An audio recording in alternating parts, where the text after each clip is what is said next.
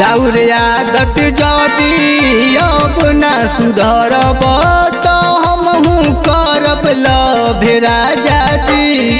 राउर आदत जदी अब ना सुधरब तो हमहू करब लव राजा जी।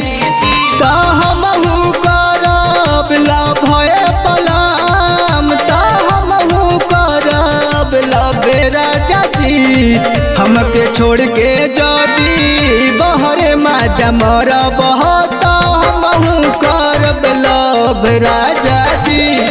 राउर आदत जदी अब ना सुधरब तो हमहू करब लव राजा जी।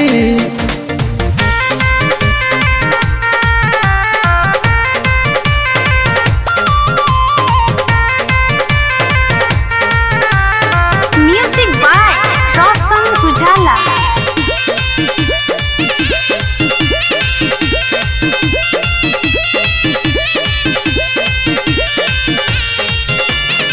एने ओने जा जाके ओकरा से बतियावेलो पूछिल के कर फोन हट बहाना बनावेलो। ओके बोला के हम ले जाके देखली ह कमरा में का खूबी बा ओकरा में जवन मिले न हमरा में। वादा करके सभा में खुदे वादा तोड़ब तो हमहू करब लव राजा जी।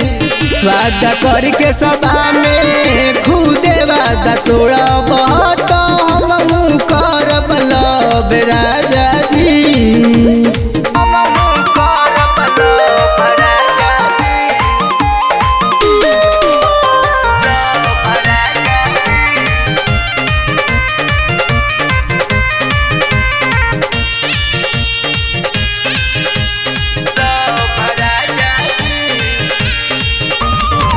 इच्छा सब हमरे से पुराई अतनी बतिया मानी जी।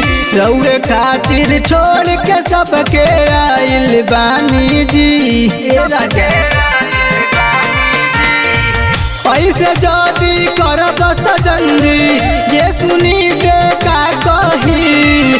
घर के छोड़ के आन के चूल्हा कहिया ले जहरी। सुबह से यादो पिया खुद के ना बदलब तो हमहू करब लव राजा जी।